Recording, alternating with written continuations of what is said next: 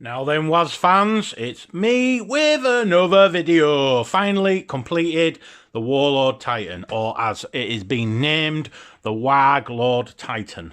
So there he is, finished, finally done. 28 inches tall. So at the moment, I'm a bit back from the model with the camera because I can't fit it in into the screen any other way. So I'm just going to try and talk about some of the stuff in a second here, and then I'm going to move the camera closer so you can get a good look at all the detail that's going on. There will be another video uploaded of all the photos, and if you come onto my Facebook account, Ian Wyatt, or Ian Was Wyatt, you can go into my albums, and this model is in there. So if you want to steal the photographs, feel free. So yeah, I'm going to quickly go through this model. So here we go. Right, guys. First of all, the tape measure. So we're looking at, so it's 28 inches tall.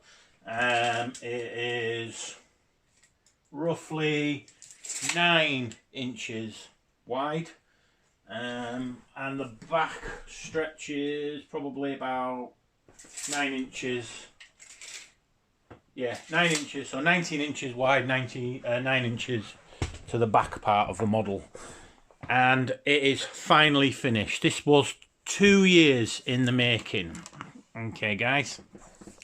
The reason why I've got this on like a bit of an angle at the moment, how it's stood, is I feel that this, when I've got a camera on the model, I don't think it does the model justice. But when I get the right angle with the camera, I feel that the model then shines. Now, when John 2 years ago commissioned me to make this model, okay, I wasn't going to go to town on the detail that I have actually done. Okay, I was going to keep it very simple because he wasn't paying a lot of money for the model. I wasn't going to charge him a lot of money for the model either, because it was a model I wanted to build.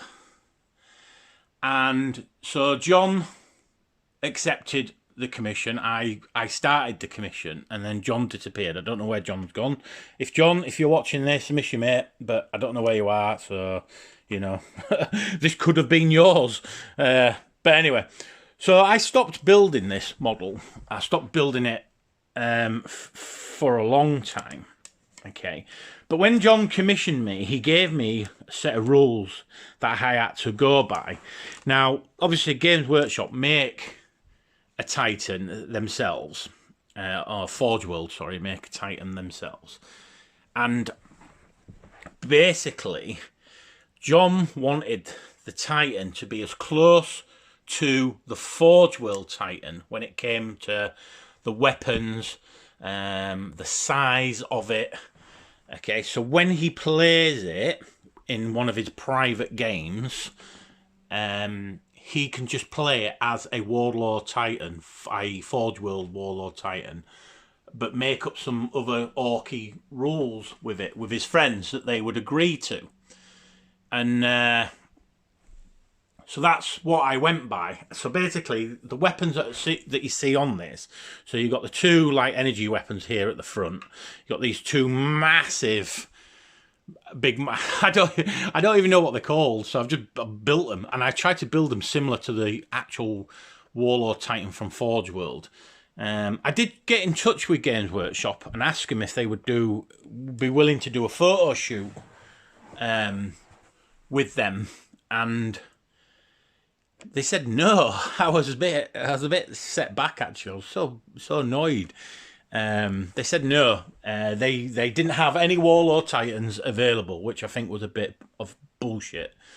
They were happy for me to go do a photo shoot down at Games Workshop on one of their tables, which I appreciated the offer, but that's not what I wanted. I wanted this to stand opposite a Warlord TieTin, just so you could see, you know, the two facing off each other. and I thought that would have made an absolutely fantastic photograph, and especially for fans. And no, they weren't interested.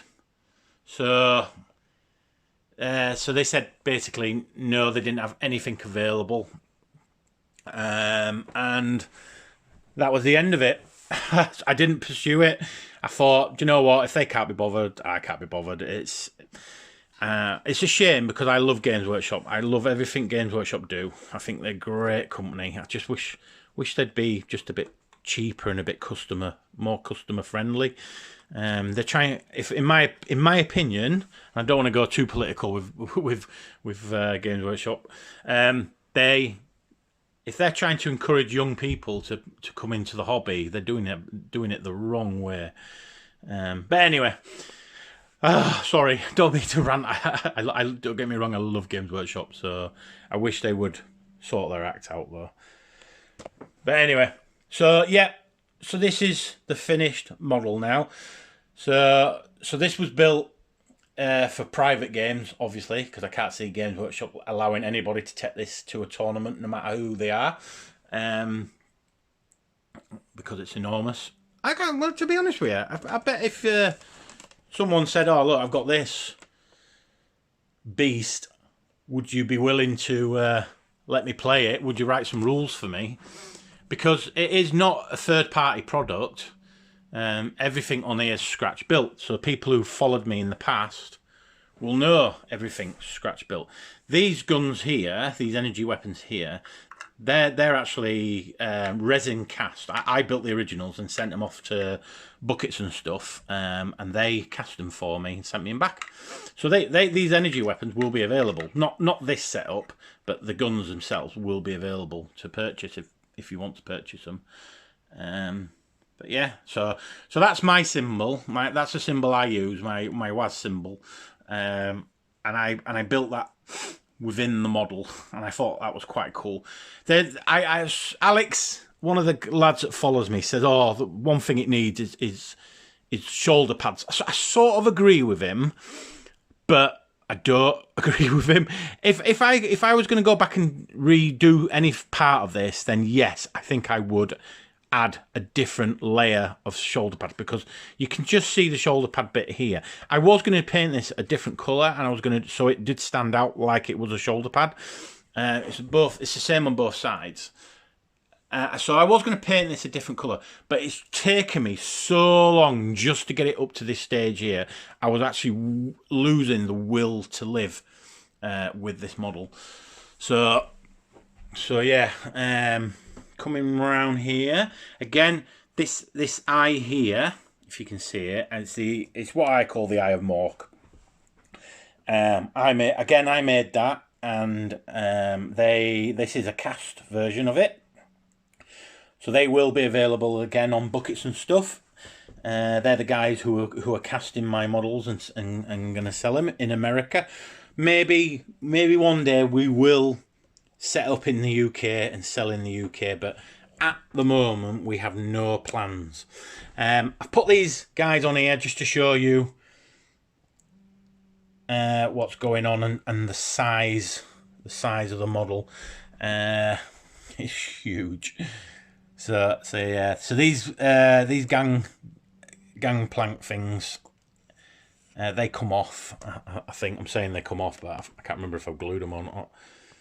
It's like I said, it's been built over 2 years as this, so I have actually had to go and brush it down to get the dust off it, because certain parts of it I had to build and paint and leave to one side. But like I said, I was losing the will to live when I built this, so I'm just filming at the front at the moment, and then I'm going to move round the back. So I'm just going to put this down here, and then I'm going to pause it,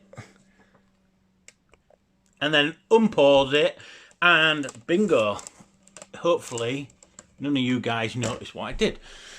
So this is the back. The back was always going to have the most detail on it, because the back, all I wanted, when I designed this and built it, the front was going to be the most armoured part of it, and then the back was going to be with all the gubbins and everything going on at the back. So you've got the rockets at the top there. You've got the gantry for the boss, who is there. I made these bases as well, so they would blend in with the gantry. So these bases that my little men are on, they're unfortunately 25mm. They're going to be available on the store as well if you want to buy 25mm bases. Unfortunately, Games Workshop moved to, is it 32mm bases now? So yeah, what an absolute shame. But end of the day, you know, shit happens. So yeah. But yeah, so I made them bases to blend in with them. So they were cast resin bases. The rockets come off, but they're really, really fiddly to wiggle and pull off. So I'm going to probably tell the new owner of this model not just to leave them alone. The engines were made from, well, the exhaust type engine things. They were made from soap washing powder bottle tops. So if you look at them, you'll probably go, oh yeah, there they are. So you can see them like that. And I thought they came out really well, to be honest with you. I've not seen anyone else do that before, but I bet you that £1,000,000 that there's people on YouTube that posted video 5 years ago of them using these as an engine of some sort. So, you know, nothing's ever original really now with internet the way it is. So again, these weapons, these energy weapons at the back, they're I tried to keep them similar to what was on the Forge World model. So these are cast and resin again. I built them, sent them over to my boys, buckets and stuff, and they cast them and sent me them back, and they turned out really, really well. These big like oil fuel tank things. I'm not sure if you could call them fuel tanks. I don't know what they could be. Well, the size of this model, it probably nuclear powered. I don't know. Not enough. Is there enough orc willpower to get this up and running? So the whole thing moves as well. And I'm not saying it moves as in walks. It moves, rotates. So that rotates. I'm trying to do it carefully. One-handed doesn't help. So he rotates there. Done lots and lots of detail work. The gantry again. So on the back there. So it fully goes all the way around. There. There's some little bits and pieces like this little one here.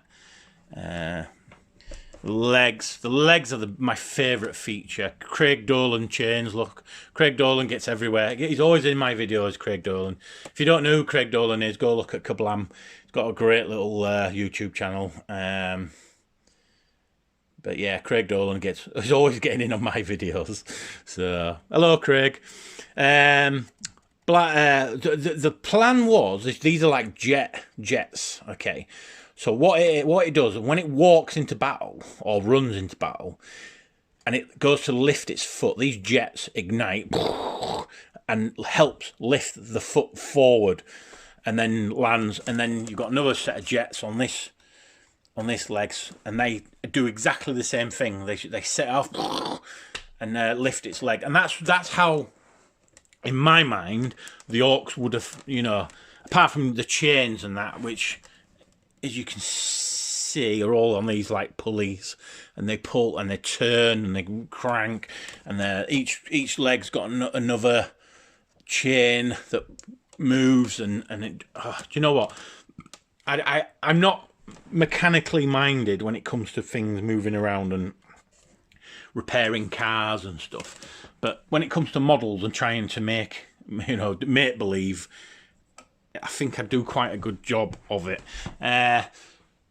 So the arms move as well.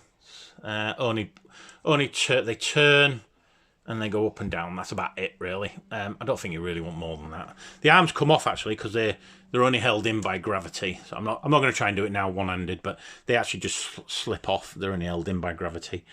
So yeah, absolutely chuffed to bits. The guy who's bought this is called Andrew Cosby. If you don't know who Andrew Cosby is, He's quite famous. He makes amazing TV programs and films.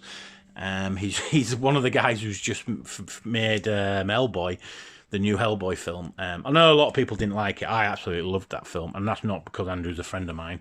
But yeah, so Andrew commissioned me in the end to finish this model, and so he can have it in his office. And you know what? I'm absolutely chuffed to bits with Andrew.